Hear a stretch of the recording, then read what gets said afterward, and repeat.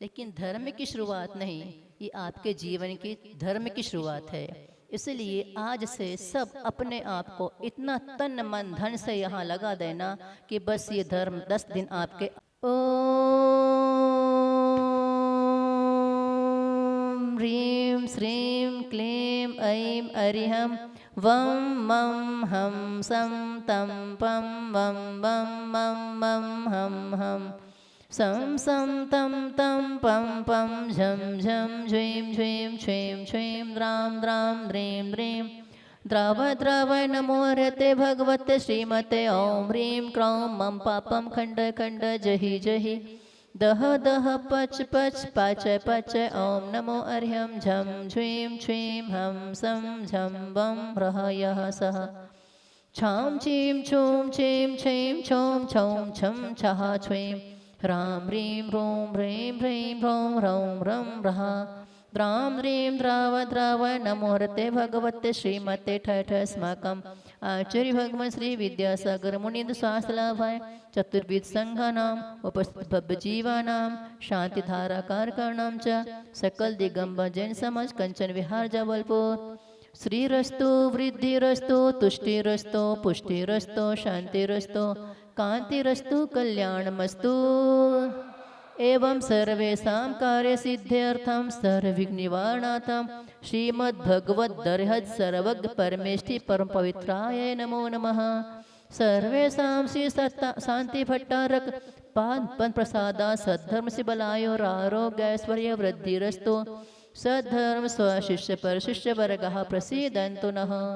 ओम वृषभादसि वर्धमान पर्यंता चतुर्विंशति अर्हंता भगवंता सर्वज्ञः परम मंगल नाम ध्येय सर्वेषां इह मूर्तजा सिद्धिं तन्वन्तो सद्धर्म कार्येषु इह मूर्तजा सिद्धिं प्रयच्छन्तु नः। ओम नमो हरिहते भगवते श्रीमते श्रीमत्पार्श्वनाथ तीर्थंकराय श्रीमत्तत्रूपाय दिव्य तेजो मूर्ति प्रभा मंडल मंडिताय द्वादश गण सहिताय अनंत चतुष्टय सहिताय समर्षण केवल ज्ञान लक्ष्मी शोभिताय अष्टादश दोष रहिताय षट्चत्वारिंश गुण संयुक्ताय परमेश्वर पवित्राय सम्यक ज्ञान स्वयं भुवे सिद्धाय बुद्धाय परमात्मने परम सुखाय त्रैलोक्य महिताय अनंत संसार चक्र प्रमदनाय अनंत ज्ञान दसवें सुखास्पदाय त्रैलोक्य वशंकराय सत्य ज्ञानाय सत्य ब्राह्मणे उपसर्ग विनाशाय घाति कर्म क्षयंकराय अजराय अभवाय अस्माकम् आचार्य भगवान श्री विद्यासागर मुनीन्द्र स्वास्थलाभाय चतुर्विध संघानाम् उपस्थित भव्य जीवानां शांतिधारा कारकाणां च सकल दिगंबर समाज कंचन विहार जबलपुर भारतवर्षाणां च तो व्याधिं घ्नन्तो श्री जिनाव से पूजन प्रसादात अस्माकं सेवकानां सर्व दोष रोग शोक भय पीड़ा विनाशनम भवतो।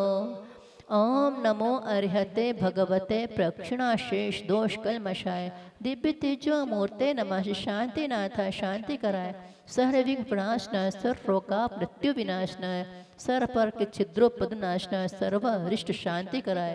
ओम ह्रां ह्रीं ह्रूं ह्रौं ह्रः स्याओस नमः मम सर्व शांतिं कुरु कुरु तुष्टिं पुष्टिं कुरु कुरु सर्वजीव कामं रति कामं बलि कामं क्रोधं पापं वैरं च अग्निवायुभयं सर्वशत्रुविघ्नं सर्वोपसर्गं सर्वविघ्नं सर्वराज्यभयं सर्वचौरदुष्टभयं सर्वप्रवृष्टिक सिंहादिभयं सर्वग्रहभयं सर्वदोषं व्याधिं डाम्रं च सर्वपरमन्त्रं सर्वात्मघातं परघातं च स्थूलरोगं कुक्षिरोगं अक्षिरोगं शिरोरोगं जररोगं च सर्वनरमारीं सर्वगजाशुगोमय सजमारीं सर्वसस्यधान विष्णुलता गुल्मपत्रपुष्फलमारीं सर्वराष्ट्रमारीं सर्वक्रूरवेताल शाकिनी डाकिनी भयानी सर्ववेदनीयं सर्वमोहिनीयं सर्वापस्मारीं सर्वेषाम् अशुभक्रम दुःखानि दुष्ट जन कृतान मंत्र तंत्र दृष्टि मुष्टि छल छत्र दोषान सदुष्टदेव दानव वीर नर नाहरसे योगिनी कृत दोषान् सर्वाष्टकुलीनाग जद्विस्भयाने सर्विस्थाव जंगम वृश्चिक सर्पादिकृत दोषान् सिंहाष्टपदादिकृत दोषान् परशत्रुकृत मानुचट विद्वेषण मोहन वशीकरणादिकृत दोषान् ओम ह्रीं सर्वेषां चक्र विक्रम सत्व तेजो बलवीर शौर्य शांति सर्व जीवानंदनम सर्वजनानंदनम सर्वभव्यानंदनम सर्वगोकुलानंदनम च सर्वराजानंदनम सर्वग्राम नगर खेट करम मठम पत्तन दौण मुख संवाहनानंदनम सर्वानंदनम यत्सुखं त्रिषु लोकेषु व्याधि व्यसनवर्जितम् अव्ययं क्षेममारोग्यं स्वस्तिरस्तु विधीयते श्री शांतिरस्तु शिवमस्तु जयोस्तु नित्यमारोग्यमस्तु सर्वेषां तुष्टिरस्तु पुष्टिरस्तु समृद्धिरस्तु कल्याणमस्तु सुखमस्तु अभिवृद्धिरस्तु दीर्घायुरस्तु कुल गोत धनानि सदा सन्तु सद्धर्म से बलायुरारोग्य ऐश्वर्य वृद्धिरस्तु ओम ह्रीं श्रीं क्लीं ऐं अर्ह्यं अस्याौसानाद् विद्यायै नमो ह्यन्त्रां ह्रौं सर्वशान्तिम् ओम ह्रीं श्रीं क्लीं ऐं अर्ह्यं अस्याौसानाद् विद्यायै नमो ह्यन्त्रां ह्रौं सर्वशान्तिम् ओम ह्रीं श्रीं क्लीं ऐं अर्ह्यं अस्याौसानाद् विद्यायै नमो ह्यन्त्रां ह्रौं सर्वशान्तिम् ओम ह्रां जगच्छान्तिकराय श्री शान्तिनाथाय नमः सर्वोपद्रवशान्तिम् ओम ह्रां जगच्छान्तिकराय श्री शान्तिनाथाय नमः सर्वोपद्रवशान्तिम् ओम ह्रां जगच्छान्तिकराय श्री शान्तिनाथाय नमः सर्वोपद्रवशान्तिम् ओम ह्रीं श्रीं क्लीं ऐं बड़े बाबार्हं नमः ओम ह्रीं श्रीं क्लीं ऐं बड़े बाबार्हं नमः ओम ह्रीं श्रीं क्लीं ऐं बड़े बाबा अर्हं नमः ओम नमो भयवदो बढमश्रिहश्चक्रं जलन्तं गच्छै आयसं पायालं लोयाणं भूयाणं जुये वा देवा थम्बिणे वा रणंगणे वा रायंगणे वा मोहेण वा सब जीव सत्तणम अपराजितो भवतु मम गुरु आर्य विजय सागरख स्वाहा ओम नमो भयवदो बढमश्रिहश्चक्रं जलन्तं गच्छै आयसं पायालं लोयाणं भूयाणं जुये वा देवा थम्बिणे वा रणंगणे वा रायंगणे वा मोहेण वा सब जीव सत्तणम अपराजितो भवतु मम गुरु आर्य विद्या सागरख स्वाहा ओम नमो भयवदो बढमश्रिहश्चक्रं जलन्तं गच्छै आयसं पायालं लोयाणं भूयाणं जुये वा देवा थम्बिणे वा रणंगणे वा रायंगणे वा मोहेण वा सब जीव सत्तणम अपराजितो भवतु मम गुरु आर्य विद्या सागरख स्वाहा ओम ह्रीं अर्हं वर्धमान मंत्र सब जीवणकाणां भवतो स्वाहा आयुर्वल्ली विलासं सकल सुख फलैर्द्राघयित्वा स्वल्पं धीरं वीरं गभीरं निरुपमुपनीयत्वा तनोत वच्च कीर्तिं सिद्धिं वृद्धिं समृद्धिं पृथुतरणि स्फुरदुच्चैः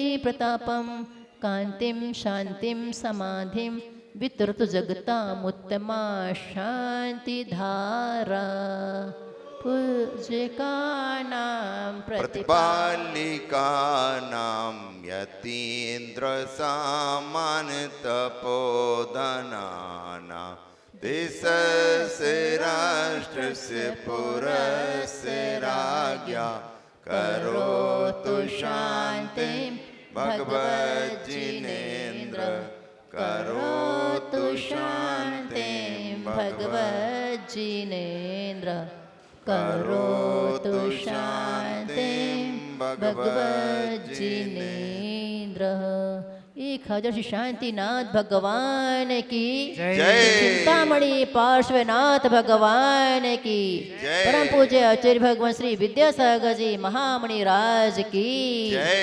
10 लक्षण चमर तेरे द्वारे बाबा तो ही वीरिया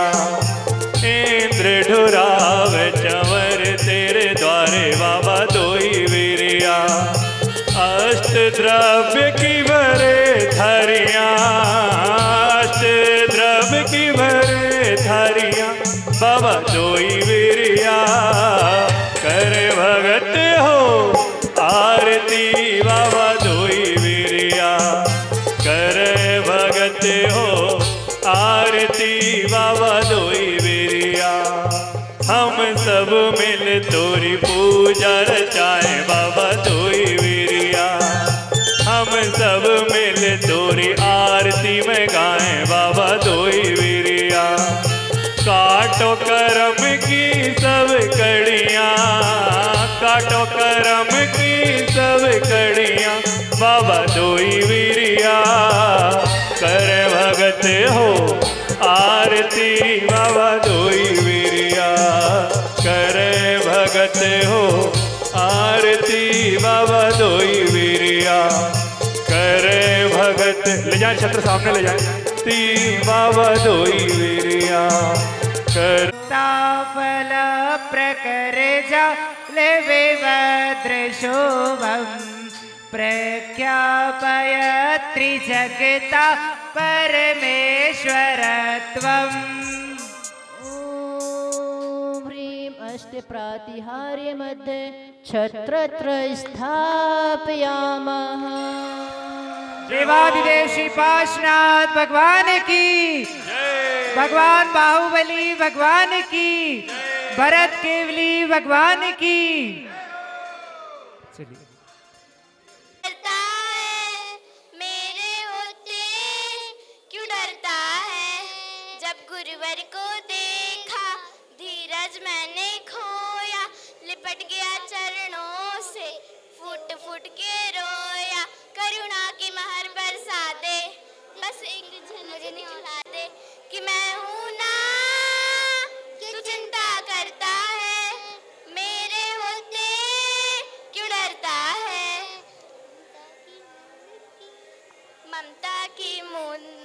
ममता के मंदिर की है सबसे प्यारी सूरत, भगवान नजर आता है दे देखूं तेरी सूरत।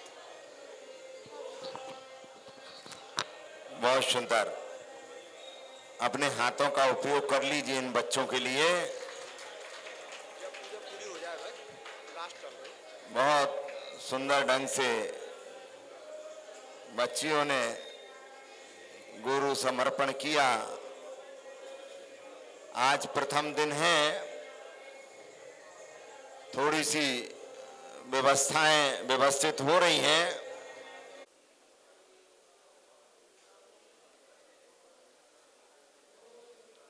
ॐ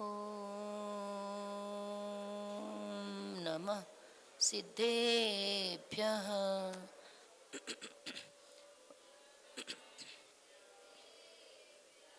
ॐ नमः सिद्धेभ्यः।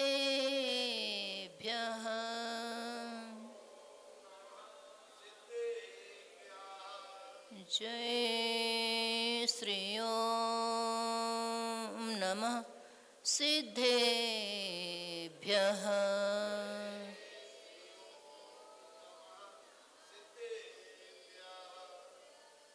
आदि में तीर्थंकर प्रभो, आदिनाथ मुनिनाथ, आदि व्याधि अघमद मिटे, तव पद में मम मात।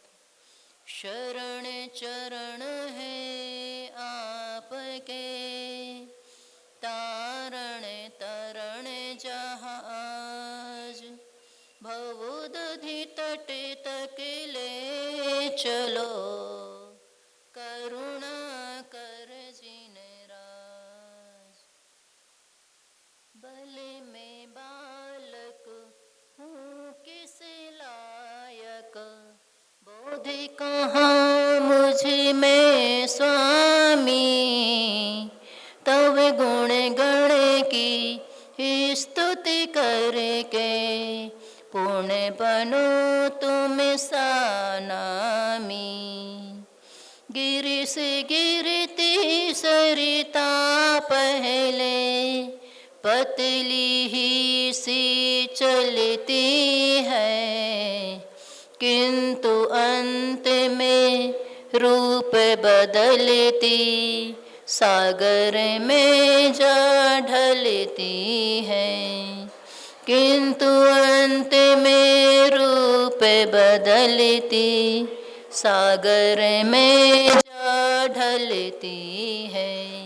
परम पूज्य पंच परमेष्ठी भगवंतों की, कुंडलपुर के बड़े बाबा की, मूल चिंतामणि पार्श्वनाथ भगवान की, वर्तमान शासन श्री महावीर भगवान की, सन्माद विभाग का परोपकारी परम पूज्य आचार्य भगवान श्री विद्यासागर जी महामुनि राज की, गुरुनाम गुरु श्री ज्ञान सागर जी महामुनि राज की, 3 कम 9 कोटि राजों की, वंदनीय अर्क श्री गुरुमती माता जी की, उत्तम 10 लक्षण धर्म की, उत्तम क्षमा धर्म की,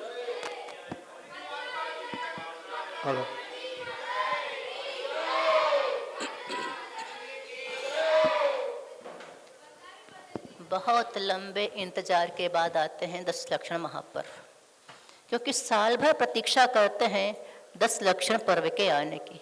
प्रत्येक व्यक्ति को प्रतीक्षा रहती है, वह भी इसलिए क्योंकि इन पूरी समाजों में कई प्रकार के लोग होते हैं। कुछ ऐसे होते हैं जो केवल इन 10 धर्मों में ही मंदिर आते हैं, बाकी 355 दिन की छुट्टी। कुछ ऐसे होते हैं जो इन 10 धर्मों में ही पूजन करते हैं। कुछ ऐसे भी होते हैं जो इन 10 धर्मों में रात्रि भोजन का त्याग करते हैं। कुछ ऐसे भी होते हैं जो इन 10 धर्मों में बाहर की वस्तुओं का त्याग करते हैं, आवागमन का त्याग करते हैं। और कुछ बहुत बढ़कर के होते हैं जो एकाशन और 10 उपवास भी किया करते हैं।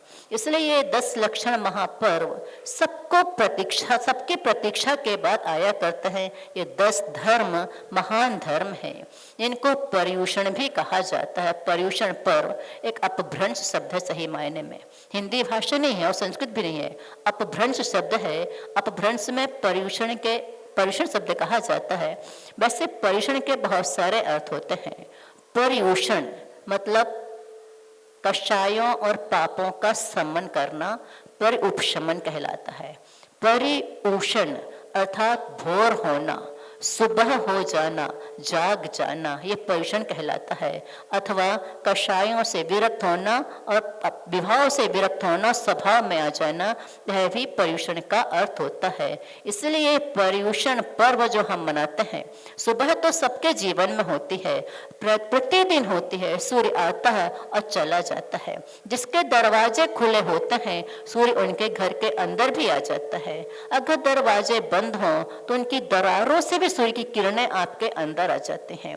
इसके बाद भी यदि कोई ना जागे और सोए हो अगर चादर ओढ़कर, तो चादर को गर्म करके चला जाता है, लेकिन आपको छूता जरूर है। वह सूर्य जो प्रतिदिन आ रहा है, आपको छू करके जा रहा है, फिर भी यदि आप ना जागें तो आपको जगाने वाला फिर कोई दूसरा मिलेगा नहीं। वैसे ये पर्युषण पर्व जो वर्ष में यद्यपि 3 बार आते हैं, लेकिन मनाते हम केवल इन दिनों हैं भाद्रपद के ही। वह भी इसलिए कि इन दिनों सब फ्री रहते हैं, व्यापार धंधा भी मंद रहता है, साधु संत भी एक स्थान पर स्थित रहते हैं, उनका भी विहार आदि रुका हुआ रहता है। इसलिए भी ये पर्युषण पर्व 10 दिन में प्रायः सब मना लेते हैं। और आखिर है क्या ये 10 दिन क्यों मनाए जाते हैं, होता क्या है? वास्तव में भरत और ऐरावत क्षेत्र में काल परिवर्तन होता है। बाकी जगह तो भूमियों में सब स्थित है, शाश्वत भूमियां हैं, लेकिन भरत और ऐरावत क्षेत्र ये जो हैं परिवर्तनशील हुआ करते हैं। यहाँ पर काल परिवर्तन होने के कारण जब पंचम काल का अंत आता है, उस समय सुबह धर्म का नाश, दोपहर में राजा का नाश और शाम को अग्नि का नाश हो जाता है। यानी पंचम काल का अंत इन तीनों की समाप्ति के साथ हुआ करता है। पुनः छठवां काल आ जाता है। छठवां काल यानी दुखमा काल। पंचम काल में तो एक ही दुखमा है, षष्ठम काल में दुखमा काल है। और जब दुखमा काल का भी अंत होना होता है तो महादुख दे करके जाता है। जैसे लालटेन जब बुझने को होती है तो भभक कर बुझती है और तेज हो जाती है उसकी बत्तियां, और भभकने के बाद वह शांत हो जाती है। वैसे ही दुखमा काल का जब अंत होना होता है तो महान दुख 49 दिनों तक कुवृष्टियां हुआ करती हैं। 7 दिन तक कुवृष्टियां। सबसे पहले चलती है संवर्तक नाम की वायु, जो धरती और आसमान को एक कर देने वाली है। जितने भी पहाड़ पर्वत बड़े बड़े वृक्ष होते हैं उन सबको धराशायी करके पूर्ण पृथ्वी को समतल बना देती है। संवर्तक नाम की वायु कहलाती है। 7 दिन तक लगातार आंधी तूफान चलता रहता है, उसमें सारे के सारे लोग तहस नहस हो जाया करते हैं। ऐसी वह वायु।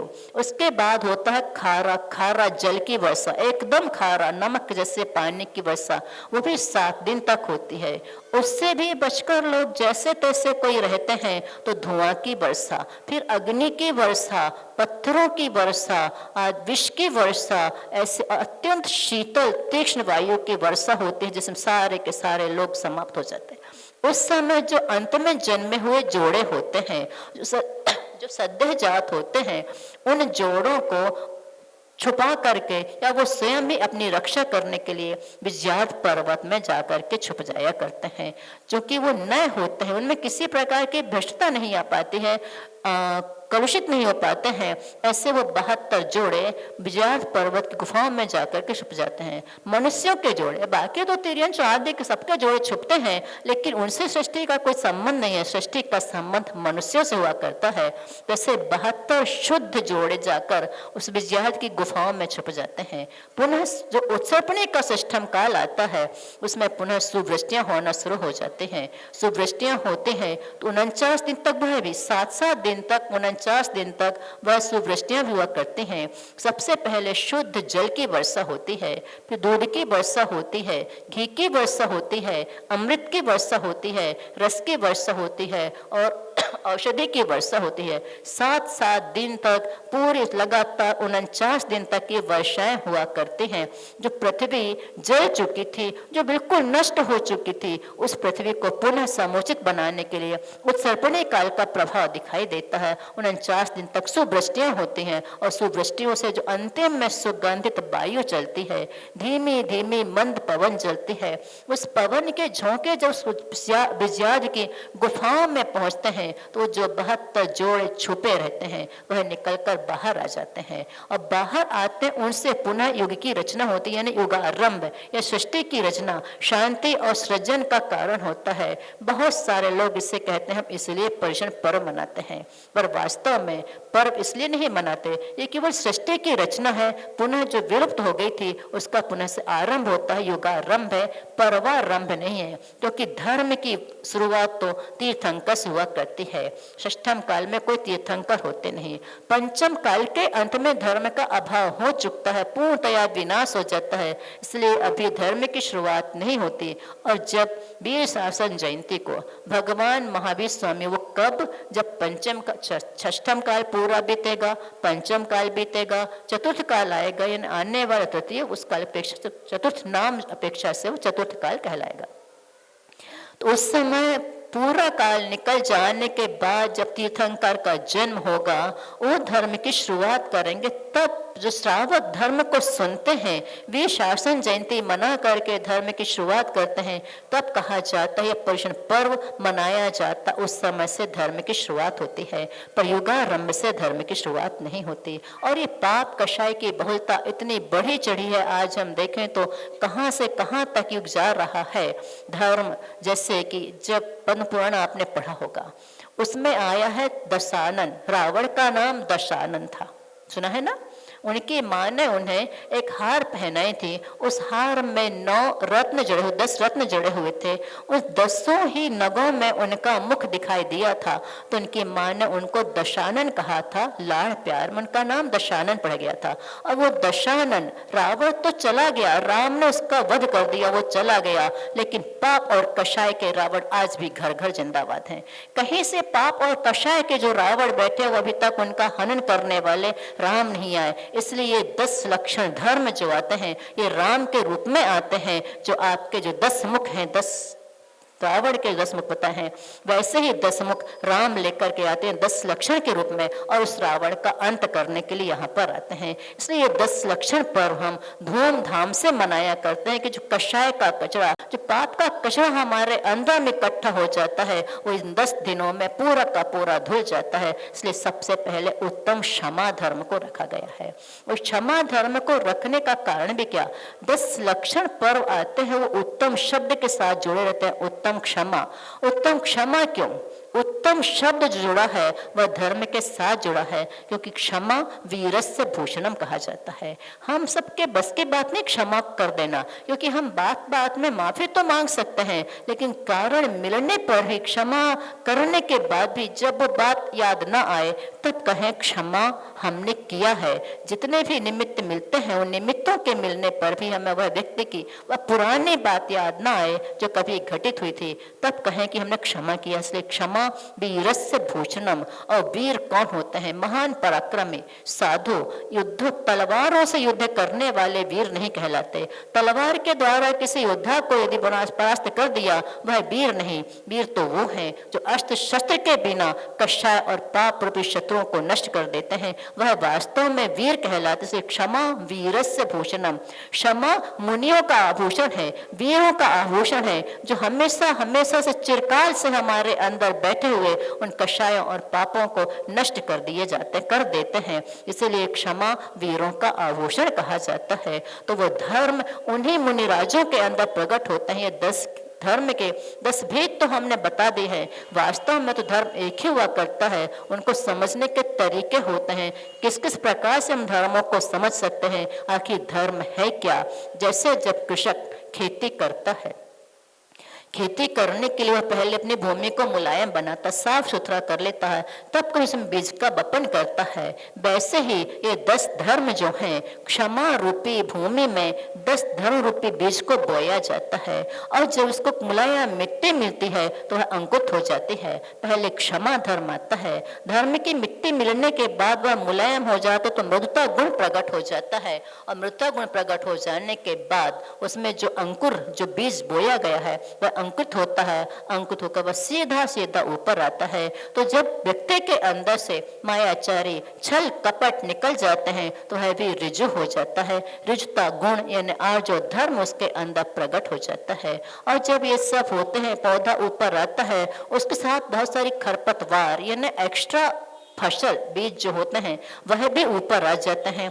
उनको साफ किए बिना बीज का, पौधे का विकास नहीं हो सकता है। इसीलिए उसे साफ करना, तो हमारे अंदर कषायों को साफ किए बिना हमारे अंदर शुचिता गुण प्रकट नहीं हो सकता है। विकास करने के लिए बाहर की जितनी गंदगी है उस सबको साफ करना आवश्यक होता है, तभी कहीं हमारी आत्मभूमि साफ हो सकती है। और जब शुचिता आती है तभी सत्य के सूर्य के दर्शन हो सकते हैं। ये सूर्य जो आया है हमारे बीच में 10 लक्षण के रूप में, इसके दर्शन हम कैसे कर सकते हैं, कैसे हम अपने आप में रोशनी को, उस ऊर्जा को भर सकते हैं, यह सिखाने के लिए आते हैं ये 10 धर्म जो हम हमेशा से मनाते चले आए हैं। पता नहीं जिसकी जितनी उम्र हो गई उतने उतने बार तो सबने इन पर्वों को मनाया है, फिर भी क्या सीख पाए? ये सीखने के लिए और सिखाने के लिए आते हैं, परंतु ये आते हैं और चले जाते हैं। हम जहाँ थे वहीं रह जाते हैं।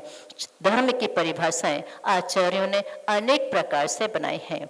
चारित्रम खलु धम्मो, प्रवचन सार में आचार्य कुंद कुंददेव ने चारित्र को धर्म कहा है, तो किन्हीं आचार्यों ने धम्मो दया विशुद्धो कहा है, किसी आचार्य ने अहिंसा मूलो धम्मो कहा है। ये सब परिभाषाएं धर्म की आगम के अनुसार बनते चली आई हैं और उन परिभाषाओं को आप सुनते समझते भी चले आए हैं कि धर्म क्या है। तो धम्मो दया विशुद्धो सबसे पहले आता है है। दया से विशुद्ध जो है वही वास्तव में धर्म है, और वो धर्म है उत्तम क्षमा धर्म, माधव धर्म, आर्जव धर्म। जो 10 धर्म है वह वही भूमि से उत्पन्न होने वाले धर्म है जो हमारे जीवन में हम घटित कर सकते हैं। ये नहीं कि मुनिराज के ही जीवन में होते हैं, हमारे जीवन में भी ये धर्म प्रकट हो सकते हैं। उनका अंश तो कम से कम हमारे अंदर प्रकट हो ही सकता है। और यदि हम अपनी भाषा में समझें तो धर्म किसे कहते हैं? धर्म एक वैद्य है, डॉक्टर है, जो हमारे जन्म मरण के रिश्ते घावों को भर देने वाला होता है। धर्म एक दलाल है जो हमें परमात्मा से मिला देता है। धर्म दलाल का काम करने वाला, दलाल एक दूसरे संबंध जोड़ने वाले होते हैं ना, तो धर्म दलाल का काम भी करता है, जो हमें कब से बिछड़े हुए हैं हम पता नहीं भगवान से, वो ले जाकर हमें भगवान से मिला देता है। धर्म एक बागवान है जो हमारी मुरझाई हुई जीवन बगिया को पुनः खिला देता है। ये 10 दिनों में सब खिल जाते हैं और कोई मुरझा जाते हैं। जो व्रत उपवास ज्यादा करते हैं उनके चेहरे तो मुरझा जाते हैं पर अंदर से सब खिले हुए रहते हैं। इन दिनों का आनंद कुछ अलग ही आनंद होता है। अभी तक जो बाहर विषय कषाय की यात्रा चल रही थी उस यात्रा से विमुक्त होकर के अब आनंद की यात्रा, अंदर की यात्रा शुरुआत हो जाती है। वह यात्रा 10 दिन की यात्रा होती है। 11वें दिन से पुनः सबके वही हाल हो जाते हैं। वही बाग बगीचे, बाहर के होटल और कप प्लेटें की आवाज सुबह से आना पुनः शुरू हो जाती है। तो जो 10 दिन बांध करके रखते हैं आप, उसे ऐसे ना खोलने की बाढ़ आ जाए, बाहर न आने पाए, बल्कि संयत होकर के ही अपने आप को यदि बांध करके रखेंगे तो 10 दिनों का आनंद आप कुछ अलग प्रकार से ले सकेंगे। ये क्षमा, ये धर्म, और आखिर है क्या? क्यों नहीं हमारे जीवन में क्षमा आ पाती? क्या कारण है हमारे अंदर? कौन सा ऐसा कारण बैठा हुआ है जिसे हम समझ नहीं पाते? तो क्षमा का विलोम शब्द होता है क्रोध। क्रोध के कारण हम क्षमा को नहीं प्राप्त कर पाते, और क्रोध का संबंध होता है आत्मा में आने वाले बुरे भावों से। क्रोध को चांडाल कहा जाता है, क्रोध को अग्नि कहा जाता है। सारी जितनी बुरी उपमाएं सब क्रोध को दे दी जाती हैं। इसलिए क्रोध इतना खतरनाक होता है कि वह अपना तो अहित कर ही लेता है। करता वह क्रोध दूसरों पर है पर उसका हित नहीं होता, अहित होता व्यक्ति का स्वयं का। करना है क्रोध दूसरों पर, दिखाना क्रोध दूसरों पर, परंतु अपना हित कर लेते हैं। सूर्य के ऊपर यदि आप धूल डालना चाहेंगे, सूर्य का कुछ बिगड़ने वाला नहीं है, विनाश हमारा ही होगा, धूल हमारे ऊपर ही आने वाली है। वैसे ही आप छोटे मोटे निमित्तों को लेकर के जो क्रोध कर बैठते हैं दूसरों पर, वह क्रोध दूसरों का हित करे या ना करे पर अपना हित तो कर ही लेता है। जब क्रोध आता है तो आवाज बढ़ जाती है। क्रोध का संबंध सीधा आवाज से हुआ करता है, और आवाज का संबंध अपशब्दों से हुआ करता है। जैसे ही क्रोध आता है आवाज बढ़ती जाती है। यदि सामने वाले ने क्रोध किया और यदि उसने जिसके ऊपर क्रोध किया जा रहा है वह पलटकर उत्तर दे दे तो क्रोध की आवाज और तेज हो जाएगी, और बढ़ते बढ़ते वह आवाज ही नहीं रह जाती बल्कि वह अपशब्दों में बदल जाती है। भला वह अपने पिता से, पत्नी से, बहन से, भाई से किसी के ऊपर क्रोध दिखा रहा हो, वह गालियों पर उतर जाता है। क्रोध का संबंध आवाज से, फिर अपशब्दों से, और अपशब्द मतलब गालियों तक उतर करके आ जाते हैं। यह है क्रोध। इसलिए सबसे पहले आप समझें कि आप यदि क्रोध कर रहे हैं तो किस पर कर रहे हैं। पहले स्वीकार कर लो मैं क्रोध हूं, मैं क्रोध कर रहा हूं। क्रोध कर रहे हैं तो किस पर कर रहे हैं, किस वजह से कर रहे हैं और कहां कर रहे हैं। कभी आपने सोचा? आप लोग मंदिर में तक बैठ करके यहाँ पर क्रोध करना शुरू कर देते हैं, कभी नहीं सोचा कि हम क्रोध कहां पर कर रहे हैं। तो पहले स्वीकार करना पड़ेगा मैं क्रोध हूं, तभी आपके अंदर क्षमा आ पाएगी। क्योंकि कहा जाता है जब क्रोध आता है तो क्षमा चुपचाप अंदर अपने दरवाजे बंद करके बैठ जाती है, पूरा हैंड ड्रॉप लगाकर बैठ जाएगी। जब क्रोध बाहर निकल जाएगा तो वह निकल करके बाहर आती है। तो पहले आप सोचें कि हम क्रोध हैं, जिस समय जो अवस्था प्रकट है उस समय आपको उसी रूप में स्वीकार करना पड़ेगा। मैं क्रोध हूं। अगर क्रोध हूं तो मैं क्रोध किस पर कर रहा हूं, कौन है जिस पर हम क्रोध कर रहे हैं, वो कौन है। पहले आप उस संबंध को देखें कि हम जिस पर क्रोध करने जा रहे हैं वह आपका मित्र है, आपका बंधु है, आपके घर कुटुंब के लोग हैं, उन पर आप क्रोध कर रहे हैं। तो कहाँ क्रोध करने का स्थान नहीं हुआ, किस वजह से क्रोध कर रहे हैं। जरा जैसी बातों को लेकर क्रोध कर देते हैं। आपने कह दिया मुझे सुबह बाहर जाना है और बाहर जाना इतने बजे मेरा टिफिन तैयार हो जाना चाहिए। अगर आपने कहा 5 बजे जाना, 5 बजे आपका टिफिन तैयार नहीं हुआ तो आप नाराज, कुपित हो गए किस वजह से? इतनी सी बात थी, आपको उन्हें नहीं जगाया, जाना आपको था, खुद जाग जाते। उन्होंने आपका टिफिन तैयार नहीं किया, आपके कपड़े तैयार नहीं किए, कपड़े आपको पहनना है, आप स्वयं निकाल कर पहन सकते थे। इतनी सी वजह को लेकर आप दिन भर का मामला खराब कर देते हैं। इतना घमासान युद्ध जैसा वहां तैयार हो जाता है, मामला पूरा का पूरा बिगड़ जाता है। वजह छोटी सी होती है और क्रोध ज्यादा हो जाया करता है। कभी यह नहीं सोचा हम क्रोध कहाँ कर रहे हैं। कई बार हम लोग के पास आकर बैठती कमेटी, मतलब यहाँ तो नहीं आए कभी कोई लड़ने झगड़ने वाले, यहाँ का माहौल अच्छा है, परंतु जहाँ कहीं ऐसा भी होता है कोई मामले को लेकर के आते हैं और वही साधु संतों के पास इवन आचार्य श्री के कमरे में बैठ कर के भी लोग बहुत ऊंची ऊंची आवाजों में बात करना शुरू कर देते हैं। यही भूल जाते हैं हम कहाँ बैठे हैं, स्थान कौन सा है।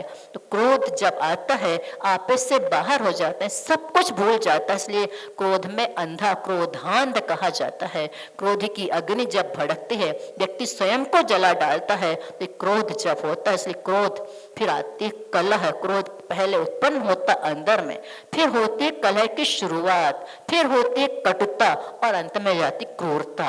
तो कलह जैसे ही क्रोध उत्पन्न होता है तो मैं होना शुरू हो जाता है, यानी कलह की शुरुआत हो जाती है, लड़ना झगड़ना शुरू कर देते हैं। उस समय तो क्षमा बिल्कुल दूर पहुंच जाती है, भूल ही जाते हैं कि हम विवाह में जी रहे हैं, स्वभाव भी हमारा कुछ है, सब कुछ भूल जाते हैं कि हम किसके सामने क्या कह रहे हैं। और कलह जब शुरुआत हो जाती है तो कटुता पर उतर जाती है। इतनी कटुता आ जाती है शब्दों में कि सामने वाले को अटैक भी आ जाए, घर छोड़ करके भाग जाए, छोटी मोटी सी बातों में अपने भाव बिगाड़ लेते हैं। मान लो आपका कोई मित्र आपके घर आया, आपने उसकी खूब अच्छी आवभगत की, जितना बन सका आपने पूरी दम लगाकर आपका स्वागत किया, खिलाया पिलाया सब कुछ किया। और जब मित्र जाने लगा तो उसने कहा, मित्र जब भी मेरे यहाँ आओ, आप अगर मान लो दिल्ली का निवासी कोई बड़े शहर में रहता है, उसने कह दिया आप दिल्ली आना या बॉम्बे आना, जहाँ भी जो कुछ भी स्थान उसका है, कह दिया तुम वहाँ आना और देखना ध्यान रखना तुम जब भी वहाँ आओ मेरे पास ही आना, वहीं रुकना और आने से पहले मुझे सूचना दे देना, फोन कर देना,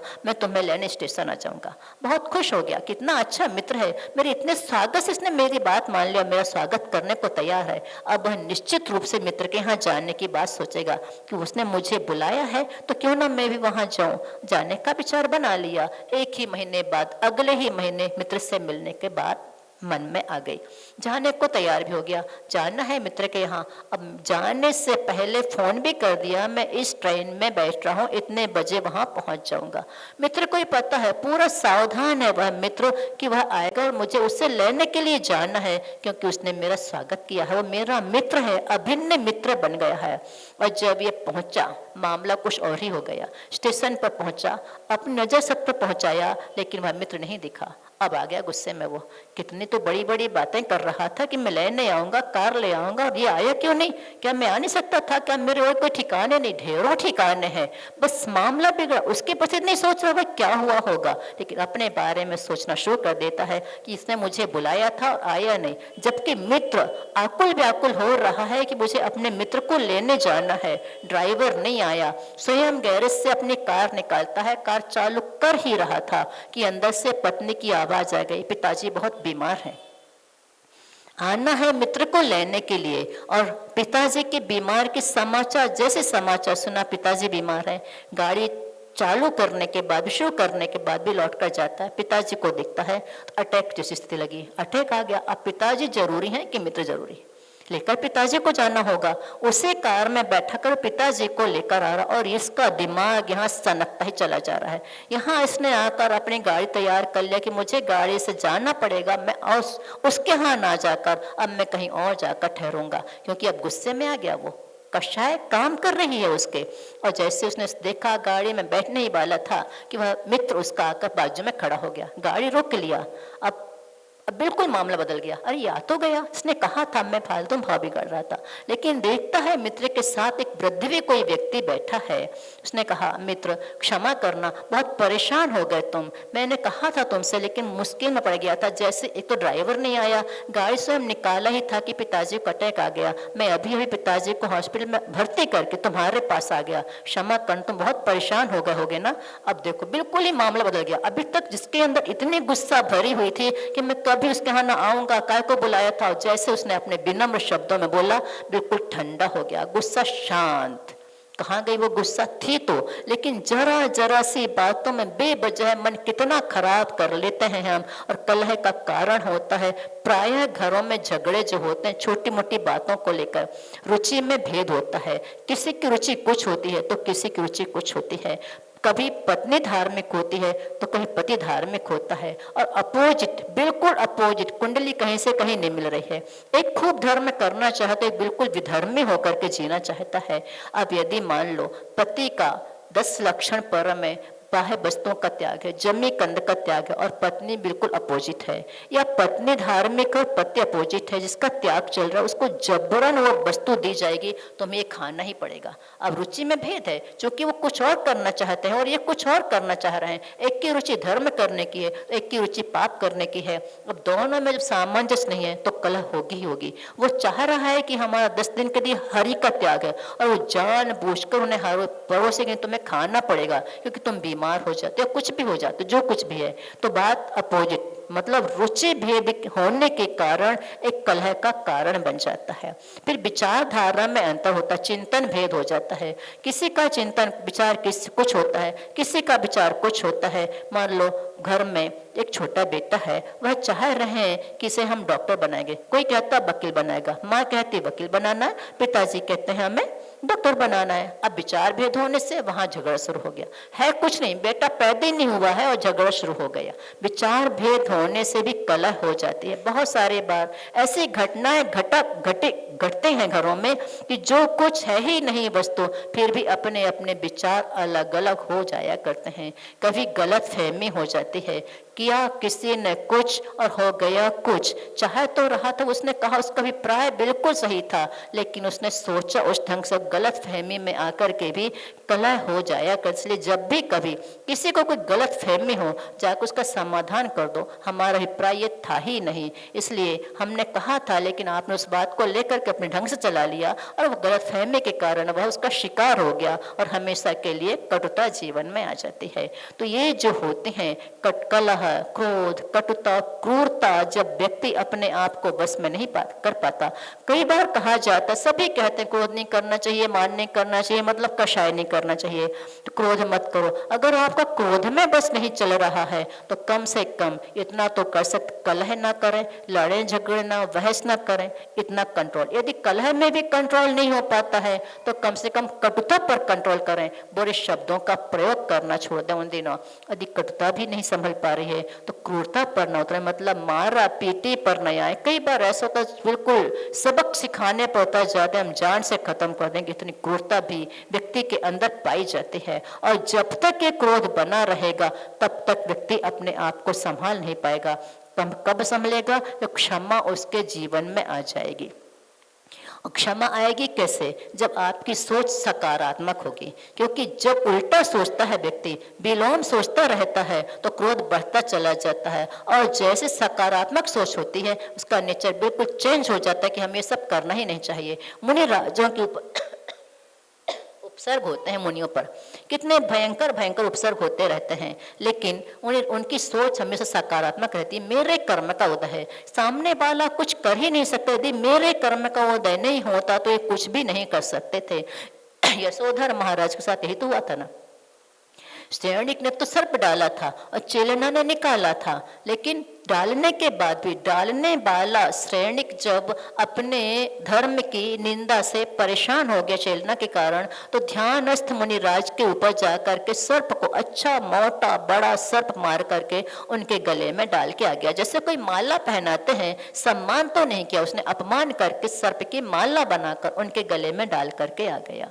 डाला भी हाथ से नहीं, तीर से उठा करके डाला उनके गले में। हाथ छूता क्या पता खुद को जहर चढ़ जाता तो क्या होता, इसलिए तीर से उठा करके और उनके गले में सर्प को डाल करके सर्प की माला पहना करके आ गया। जब चेलना को बताया, चेलना पहुंची उनके साथ, शक्कर लेकर के गई। पहले तो शक्कर इसलिए डाली कि सर्प के ऊपर चींटियां होंगी, तो चींटियां उतर करके नीचे आ जाएं, फिर मैं सर्प को निकालकर अलग कर सकूंगी। इसलिए वह होशियार थी, समझदार थी, तो शक्कर लेकर के पहुंची थी। चींटियां जैसे ही नीचे उतरी, उन्होंने सर्प निकाल करके अलग कर दिया। और जब मुनिराज का ध्यान पूर्ण हुआ तो दोनों को एक साथ धर्म वृद्धि का आशीर्वाद दिया। अब दोनों को जब धर्म वृद्धि का आशीर्वाद एक सा मिल रहा है, व्यक्ति दोनों बिल्कुल विपरीत हैं, एक ने सर्प डाला है, एक ने उपसर्ग को दूर किया है, और आशीर्वाद दोनों को एक सा कहाँ है?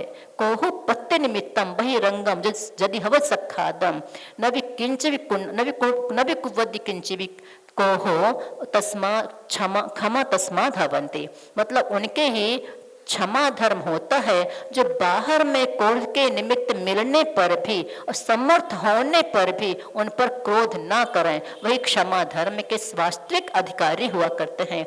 ऐसे मुनिराज कितने भी कोहु पत्ति निमित्तम बहिरंगम यदि हव सका दो, मतलब क्रोध के एक से ढेरों निमित्त मिलने के बाद भी समर्थ होने पर भी उसका प्रतिकार नहीं करते, वह क्षमा कहलाती है। ऐसे मुनिराजों के अंदर ही क्षमा धर्म हुआ करता है। यशोधर महाराज जिन्होंने दोनों को एक साथ धर्म वृद्धि का आशीर्वाद दिया, सैनिक के अंदर विचार आने लगा, कहा मैंने सर्प डाला था और इन्होंने उपसर्ग दूर किया है, फिर भी कितने महान हैं साधु जो हम दोनों को एक सा आशीर्वाद दे रहे हैं, क्या मैं मर जाऊं? उसके मन में मरने के विचार आ गए कि मैं इससे बढ़कर पाप मुझसे क्या हो सकता है, मैं तो यहाँ मुख दिखाने लायक ही नहीं हूँ। लेकिन महाराज जी मन पर्याय ज्ञानी थे, उन्होंने समझ लिया इसके मन में कितने विचार आ रहे हैं, किस प्रकार के विचार आ रहे हैं, और कहा राजन ये क्या विचार ला रहे हो? जैसे उनके मुख से सुना ये क्या विचार ला रहे हैं और ही अधिक आश्चर्य पड़ गया। ये तो मेरे मन के बात भी समझते हैं, मैं इतना पापी हूँ और मैंने इनके ऊपर उपसर्ग किया है, सर्प डाला, फिर भी ये मेरे मन को जान रहे हैं और मेरे बारे में सोच रहे हैं। धन्य है, दंडवत हो गए उनके चरणों में, नमस्कार कर लिया, प्रणिपात हो गए, झुक गए, पूरे के पूरे सो गए उनके चरणों में। क्षमा करें गुरुदेव, मुझे क्षमा करें। गुरुदेव तो क्षमा के भंडारी वैसे भी हैं, उन्होंने उन्हें आशीर्वाद दिया कि तुम्हारा विचार ठीक नहीं है, तुम ये जो सोच रहे हो आत्मघात करने की बात, यह अच्छी नहीं है। तुम्हारे द्वारा तो लाखों जीवों का कल्याण होने वाला है, क्योंकि वही जाकर श्रावक सृष्टि बने और उन्होंने ही तीर्थंकर प्रकृति का बंध किया था। इन सब बातों को सुनकर उन्हें वहीं पर सम्यक दर्शन की प्राप्ति हो गई। तो क्षमा धर्म सम्यक दर्शन को उत्पन्न कराने वाला धर्म हुआ करता है। हमारे अंदर जितनी क्षमा होती है, जितनी करुणा होती है, हम दूसरों के प्रति जो क्षमा का भाव धारण करते हैं तो सम्यक दर्शन प्रकट होने में देर नहीं लगती। इसलिए सकारात्मक सोच रखने वाले जो होते हैं वह हमेशा क्षमा को धारण कर सकते हैं, नहीं तो क्रोध के निमित्त मिलने पर क्रोधी होकर के अपनी सोच को वैसा का वैसा ढाल लेंगे। तो सकारात्मक सोच होना चाहिए, इस समग्रता का विकास होना चाहिए। समग्रता का चिंतन का मतलब विश्व व्यापक ढंग से उसे सोचें। किसी ने छोटी मोटी बातें अगर कह दी, आपसे किसी की शिकायत कर दी, उस शिकायत को आप लेकर के बैठ गए वास्तव में ऐसे ही होगा, और जाकर अपने शब्दों में उनसे बात करना शुरू कर दिए तो वह भी सोच सही नहीं होती। यदि किसी ने किसी की शिकायत किया है, उनसे पूछो बात क्या है, बात क्या हो गई थी, ऐसे कुछ गड़बड़ हुआ है, क्या कारण है जो आप इसको इस ढंग से ले रहे हैं, तो वहां पर बात संभल सकती है बिगड़ने के बजाय। समग्रता आपके जीवन में जितनी अधिक आएगी, जितना आप व्यापक दृष्टिकोण रखेंगे, उतने आपके जीवन में क्षमा भी आती चली जाएगी। और है सहिष्णुता अर्थात सहनशीलता, सामने वालों को थोड़ा सहना सीखो। जितना यदि वह गर्म हो रहा है तो आप ठंडा होना सीख जाएंगे, सहिष्णु बनेंगे, सहनशील बनेंगे, तो आप समझदार होते होते अपने जीवन धर्मों को प्रकट करते जाएंगे। और है विनोद प्रियता, थोड़े कौतूहली बनो, किसी की छोटी मोटी मजाक को भी, बड़ी बड़ी बातों को भी मजाक में लेकर उसे टालने की कोशिश करो। छोटी मोटी बातें बहुत सारी हो जाया करती हैं, कभी कभी बहुत बड़ी बड़ी बातें भी हो जाया करती हैं जो चुभने वाली होती हैं। तब भी उन बातों को यदि आप अपने कौतूहली नेचर से उसे बदल सकते हैं, मजाक में ले सकते हैं, तो वह बात बिल्कुल शांत हो जाती है वहीं के वहीं। अगर ये गुण आपके जीवन में आ जाएं, आप सकारात्मक सोच बना के रखें, आप सहिष्णु हो जाएं और समग्र अर्थात व्यापक दृष्टिकोण बना लें, यदि आप थोड़ा सा विनोद प्रिय हो जाए यानी कौतूहली हो जाए, तो आपके घर का वातावरण हमेशा शांत और सुंदर बना रहेगा। आपके जीवन में धर्म प्रकट होना शुरू हो जाएगा। आप जैसा चाहें वैसे अपने आप को ढाल सकते हैं, हैं कि क्षमा तो आभूषण है और आभूषण हर कोई व्यक्ति धारण नहीं कर सकता है, धारण करने वाले बिरले ही व्यक्ति होते हैं। तो क्यों ना हम अपने अंदर से उस क्रोध को हटाएं, क्योंकि यदि कहीं आग जलती भी है, ज्वलनशील पदार्थ होगा तो ही वह आग जल सकेगी। अगर वैसा पदार्थ है ही नहीं तो वहां आग लग नहीं सकती है। इसलिए अपने आप के अंदर देखें हमारे अंदर कितना ईंधन है, कितनी ज्वलनशीलता हमारे अंदर है। उस ज्वलनशीलता को शांत करते चले जाएं अगर क्षमा रूपी नीर के द्वारा, तो हम स्वयं को प्राप्त कर सकेंगे। स्वयं को पाने के लिए ही ये सब चीजों की आवश्यकता हुआ करती है। तो पहले हम समझें अपने आप को क्षमावान बनाएं। एक बार की बात है, कौरव पांडव का जब युद्ध चल रहा था, सबने देखा है महाभारत, और महाभारत में एक बहुत अच्छा प्रसंग आता अपने पांडव पुराण में, उसमें हमें नहीं पता क्या आया है, लेकिन पांडव पुराण के अनुसार हम बता रहे हैं जब महाभारत युद्ध हुआ और महाभारत के युद्ध में युद्ध की समाप्ति थी, उस समय अश्वत्थामा जो था द्रोण का पुत्र, द्रोणाचार्य का पुत्र, वह रात्रि में गया और द्रौपदी के 5 पुत्र जो चादर ओढ़कर सो रहे थे अंधकार में, उन 5 को एक साथ मार करके आ गया। बहुत क्रूर, मतलब घटना इतनी बुरी थी कि सारे पांडव अपने आप से बाहर हो गए, आपस से बाहर हो गए कि ऐसा अनहोनी घटना, आपने रात्रि में ब्राह्मण पुत्र होकर तुम इस प्रकार का अन्याय कर रहे हो, सोते हुए बालकों को मारा। तो द्रौपदी के तो एक ही पुत्र पर्याप्त था सबको मारने के लिए। अश्वत्थामा तो वैसे ही ब्राह्मण पुत्र था, वह तो क्षत्रियों के द्वारा सहजीपात किया जा सकता था, लेकिन जब उसने मारा और जब सुबह हुई देखा कि 5 पुत्रों को मार दिया गया है, पांडवों ने अश्वत्थामा को पकड़ा और द्रौपदी के सामने ले जाकर कहते हैं बताओ इसे किस प्रकार से मारा जाए। मारना तो है क्योंकि 5 पुत्रों को मारा, तो हमें किस प्रकार से मारना, सीधे नहीं, हम ऐसे कुछ दंड देकर के, मतलब क्रूरता के साथ इन्हें हम मारेंगे। द्रौपदी ने कहा नहीं, इन्हें मारने की आवश्यकता नहीं है। पांडव हतप्रभ, क्या कह रहे हो तुम, ये क्या कह रही हो, बताओ तो सही, तुम्हारे पुत्र को 5 पुत्र को मारा है इसने और तुम कैसे अभय दान दो, क्षमा दान दो। कहती है वह द्रौपदी कि हाँ मैं मानती हूँ कि मेरे पुत्र का हत्यारा है, लेकिन मेरे पुत्र तो मर ही गए, इसे मारने से मेरे पुत्र तो वापस नहीं आ जाएंगे ना। इसलिए मेरे को का जो अपने पुत्रों का वियोग होने से जो मुझे दुख हो रहा है, इस पुत्र के मरने से इस माँ को भी उतना ही दुख होगा। अगर मैं दुखी हूँ तो इसी माँ भी उतनी ही दुखी होगी, इसलिए नहीं, इसे अभय दान दो, इसको मार भी देंगे, एक माँ को और दुखी करेंगे। मेरे पुत्र तो क्षत्रिय थे, उन्हें तो युद्ध में मरने से डर लगता ही नहीं था, वो तो युद्ध करने के लिए आए थे। यदि वो समर भूमि मरते तब भी मैं क्षत्राणी कहलाती, और आज मैं यदि इन्हें क्षमा दान देती हूँ, अभय दान देती हूँ, तो भी मैं क्षत्राणी हूँ, मैं अर्जुन की पत्नी हूँ, इसलिए मैं यह कार्य नहीं कर सकती। मेरे अंदर मातृत्व है, यदि मैंने ममता को समझा है, मुझे अपने पुत्रों का वियोग जब सहन नहीं हो रहा है। मेरे 5 पुत्र थे, उनका तो इकलौता एक ही पुत्र है, और उनके पिता ने ही तुम्हें शिक्षा दी है। पिता के साथ, गुरु के साथ ऐसा अन्याय मैं नहीं कर सकती। जिन्होंने मेरे पति को पढ़ा करके योग्य बनाया है, उन गुरु के साथ में इस प्रकार का कार्य नहीं कर सकती। इन्हें अभय दान दे दो, इन्हें अपनी माँ के पास जाने दो। और जब अश्वत्थामा अपने कानों से ये बात सुन रहा है, जो मरने के लिए खड़ा है कि मुझे तो मरना ही पड़ेगा, पांडवों के हाथ में लग गया, द्रौपदी के सामने ले जाया जा रहा हूँ, बस भला मुझे अभय दान कैसे मिल सकता। तो माता पिता कोई भी सामने नहीं है, सबके वियोग में मुझे यहाँ मरना पड़ेगा, सोचकर खड़ा था तैयार। लेकिन जब अभय दान मिला, द्रौपदी के मुख से जब ये शब्द सुना उसने, अश्वत्थामा ने, तो उसके चरणों में लेट गया। माँ, आज से मैं आपका पुत्र और आज से आप मेरी माँ है। यह सोचकर उनके चरणों में लौट गया कि माँ मुझे अभय दान आपने दिया है, मैं आज से आपका ही पुत्र होकर के, भले मुझसे गलती हो गई, मुझसे बहुत बड़ा अपराध हो गया, हे पांडव पुत्रों, आप मुझे जो कुछ दंड देना चाहो मैं आपके दंड को स्वीकार करूंगा, क्योंकि मैंने अन्याय किया है, सोते हुए आपके पुत्रों को मारा है। युद्ध में जिसे हम जीत नहीं सकते थे, उन पुत्रों को हमने रात्रि के अंधकार में मार करके, हम बहुत बड़े अन्यायी हैं, अत्याचारी हैं, पापी हैं, सारे दुर्गुण हमारे अंदर है।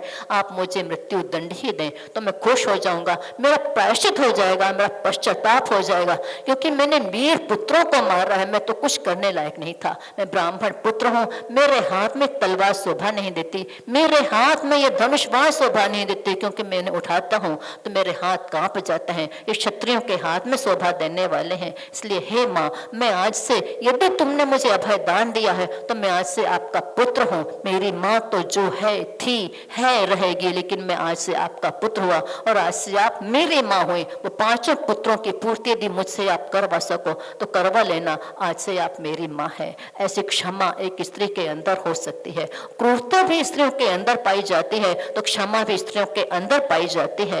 वह क्षमा की अवधारणी मूर्ति थी द्रौपदी, सती थी वैसे भी, पूज्य थी सबके लिए, सारे गुण उनके अंदर थे। क्षत्राणी हमेशा अपने धर्म का पालन करते हैं, उन धर्मों का पालन करते हुए उन्होंने क्षत्राणी का धर्म भी निभाया और उन्होंने उन पुत्र को अभय दान देकर अपने मातृ की रक्षा की कि मैं तो दुखी हूँ, ये क्यों दुखी हूँ। जब ऐसी क्षमा हमारे अंदर आ जाए, द्रौपदी जैसी क्षमा कि अपने पुत्रों को अपनी आंखों के सामने मरा हुआ देखकर भी सामने वाले शत्रु को अभय दान देने की बात जो सोच सकती है, तो हमारे सामने तो ऐसी कोई घटना नहीं है। हमारे सामने सामान्य क्रोध के निमित्त बनते हैं, उन क्रोधों को हम शांत कर सकते हैं, उन्हें हम निपटा सकते हैं। इस 10 धर्मों में जो आपके जीवन में साल में एक बार मनाने के लिए आते हैं, इन्हें आप अपने जीवन में उतारें, अपनाएं, तो आपका धर्म यह आज से ही शुरुआत हो जाएगी। क्षमा धर्म की ये एक दिन का नहीं, ये मत सोचना बस आज ही हमें क्षमा करना है, आज से जीवन की शुरुआत करना है। क्योंकि जब जीवन की शुरुआत धर्म से होती है तो वह व्यक्ति सभ्य और संतोषी माना जाता है। जिसके जीवन में धर्म आता है वह हमेशा हमेशा आनंदित रह सकता है। जिसके जीवन में धर्म आता है वह सुख और शांति का अनुभव कर सकता है। धर्म एक ऐसी वस्तु है जो हमें हमारी ओर ले जाने वाली होती है। हर विपत्ति में साथ देने वाला धर्म ही हुआ करता है। तो क्यों ना हम धर्म को अपनाएं, क्योंकि कषाय और पाप का रावण जो अभी तक हमारे अंदर जी रहा था, उस रावण को मारने के लिए ये राम जो हमारे सामने आए हैं, 10 धन रूपी राम। एक भजन आप लोग गाते ना, कलियुग बैठा माण कुंडली, जाऊं तो मैं कहाँ जाऊं, अब हर घर में रावण बैठा, इतने राम कहाँ से लाऊं। तो ये राम आ गए हमारे बीच में, 10 धन रूपी राम जो हमारे बीच में आए हैं, इन्हें अपने आत्मा में लगाए रखना ताकि आत्मा रूपी सीता का कभी हरण ना हो पाए। क्योंकि ये कषाय और पाप रूपी रावण तो आत्मा रूपी सीता का हमेशा हरण करने के लिए तैयार बैठे रहते हैं। इस सीता को बचा करके रखना है, इसकी रक्षा करना है। और रक्षा तभी हो सकती है जब आप अपने जीवन को सही ढंग से चलाना शुरू कर देंगे। क्योंकि छोटी छोटी बातों में जो आप क्रोध कर करके बैठ करके अपने घर के माहौल को बिगाड़ लेते हो, और घर के माहौल क्या, पति पत्नी आपस के माहौल को बिगाड़ लेते हैं। दूर तो बहुत दूर की बात होती है। जब तुम दोनों को सात्विक जीवन जीना है, आपका अपना जीवन है, 24 घंटे आपको साथ रहना है, यदि उस जीवन का निर्वाह नहीं कर सके तो फिर किसके साथ निर्वाह करने के लिए जाओगे। किसी ने कहा है, तुम्हारी शान घट जाती या रुतबा घट गया होता, जो गुस्से में कहा तुमने वही हंस के कहा होता। बात तो वही है, लेकिन ना उसमें अपनी शान घटती है, ना ही रुतबा घटता है। बस बात इतनी सी होती है कि यदि जो बात गुस्से में कही जाती है वह बात हंस के भी कही जा सकती है, मना करके भी कही जाती है। प्रेम के शब्द भी होते हैं तो क्रोध के शब्द भी होते हैं, बस उन्हें थोड़ा सा पोलाइटली बोलना होता है और प्रेम में बदल जाता है। और अगर गुस्से में बोला जाता है तो आग लग जाती है। सामने सब कुछ है, ज्वलनशील पदार्थ सामने रखा हुआ है। जब आप बोलने की कोशिश करते हैं तो किस प्रकार से बोलना है, कैसे बोलना है, उन्हीं शब्दों को यदि उतारते हुए बोलते हैं तो वह धारा बन जाती है, प्रेम की धारा बह जाती है। यदि चढ़ा करके बोलते हैं तो क्रोध की अग्नि बन जाती है, जो स्वयं भी जल जाते हैं और सामने वालों को भी जला देते हैं। तो क्रोध की अग्नि अप्रवाहित ना हो, क्योंकि पहले छोटी सी ज्वाला निकलती है, फिर वही ज्वालामुखी बन जाती है। तो ज्वालामुखी सर्व का ध्वस्त कर देने वाली होती है। ऐसी ज्वालामुखी ना बन करके बल्कि प्रेम की, शांति की गंगा बहाते चले जाएं तो ये 10 धर्म आपके जीवन में उतर जाएंगे। आप क्षमा धर्म की माला तो फेर लेते हैं आज के दिन, ओम ह्रीं उत्तम क्षमा धर्मंगाय नमः, माला फेर लेंगे, तीनों टाइम माला फेर लेंगे। लेकिन माला फेर लेने से सब कुछ नहीं होता। जब तक जीवन में क्षमा ना उतरे तो बनती कोशिश ये करना कि आप जो क्रोध के निमित्त मिलते हैं, रुचि भेद, चिंतन भेद और क्या क्या जो कारण बताए, उन सारे कारणों से बच करके यदि आप एक छोटी सकारात्मक सोच बना लें कि उनसे छोटी सी गलती हुई है, हमसे भी हो सकती है, गलती को सुधारते चले जाएं, क्योंकि गलती तो व्यक्ति से होती है और कोई भगवान तो गलती करते नहीं, गलती करने वाले हम ही लोग हैं। हमारे अंदर ये कषाय भरी बैठी हुई, उनको शांत करने के लिए एक क्षमा धर्म आया है। क्षमा धर्म की शुरुआत होती है क्षमा से, और क्षमा वाणी से उसका उपसंहार हुआ करता है कि आपने क्षमा को सीखा है, अंत तक आप कितने वहां तक पहुंचे हैं। इसलिए आपके जीवन में जो आया है यह धर्म बनकर के आया है। इस धर्म की सरिता को, इस पावन गंगा को अपने अंदर आज से ही प्रवाहित करें, ताकि हमेशा हमेशा आपके जीवन भर प्रवाहित होता रहे। क्योंकि जो उत्तम पुरुष होते हैं उनका क्रोध तो अंतर मुहूर्त का होता है, मध्यम पुरुषों का क्रोध 4 प्रहर चलता है, जघन्य पुरुषों का क्रोध दिन रात चलता है, और अधमाधम जो होते हैं उनका क्रोध जीवन भर ही नहीं भवांतर तक में भी चलता चला जाता है। क्योंकि क्रोध की गांठ बांध लेता है, वह गांठ भवांतर में जाती रहती है। क्योंकि अनंतानुबंधी, अप्रत्याख्यान, प्रत्याख्यान और संजुलन 4 भेद होते हैं कषायों के। संजुलन कषाय करने वाले जो होते हैं वह उत्तम पुरुष कहलाते हैं, जो अंतर मुहूर्त में उसे शांत कर देते हैं जल की रेखा की भांति। और जो अप्रत्याख्यान के साथ 4 प्रहर चलाने वाले जो क्रोध होते हैं और दिन भर में शांत कर देते हैं, मध्यम पुरुष कहलाते हैं। अधम 24 घंटे चलाने वाले अधम है, लेकिन भावांतर में साथ ले जाने वाले ऐसे ही जीव जो गांठ बांधकर भावांतर में ले जाते हैं, वही आकर साधु संतों पर उपसर्ग करते हैं, वही आकर घर का विनाश कर देते हैं। कहीं किस घर में किस लड़की का जन्म हुआ, विवाहित होकर आपके घर में आकर के यहाँ पर कलह करवा सकती है, क्योंकि बांधी हुई गठान जो है वह कहीं भी जाकर खुल सकते हैं। इसलिए गठान मत बांधना, किसी भी बात को लेकर के बैठना मत। गठान तो बंधती कहीं है और खुलती कहीं है, ऐसी गठान मत बांधो। गठान तो बांधो झंडा जैसी, ध्वजारोहण जैसी सरफून गठान, नीचे से खींचो ऊपर ध्वजा फहरा जाती है। ऐसी गठान जो होती है वह बिल्कुल सरल गठान होती है। ऐसी गठान यदि कहीं बंधे भी तो बस सरफून गठान बांधो कि आप ध्वजा फहरा सको, नीचे खड़े होकर भी ऊपर फहरते ध्वजा को देख सको। तो ये धर्म आपके जीवन में हमेशा हमेशा के लिए आ जाए, एक दिन अथवा 10 दिन के नहीं, बल्कि क्षमा धर्म हमेशा के लिए जीवन में अपना लो। और कुछ ना याद हो, द्रौपदी को याद करते चले जाना कि एक नारी होकर इस तरह से किसी पुत्र को अभयदान दे सकती है, तो आप अपने घर कुंड कबीला को तो आप अभयदान दे ही सकते हैं। ये आपके जीवन में उतरे। इसी भावना से परम पूज्य आचार्य भगवान श्री विद्यासागर से महामुनि राज की जय। जिनवाणी स्तुति।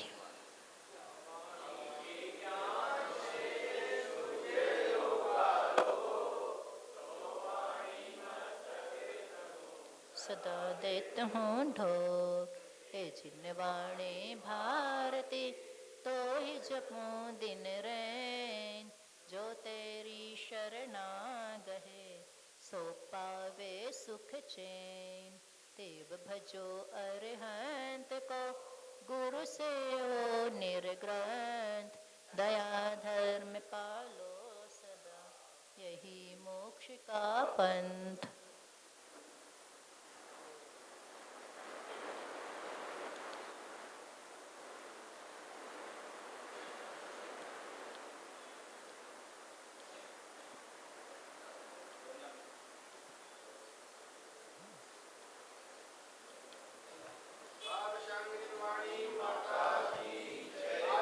रचना क्रोध रिपु का शमन करे, क्षमा धर्म धारण हो स्वामी, मन वच तन से नमन करे। भगवान पछड़ो ना।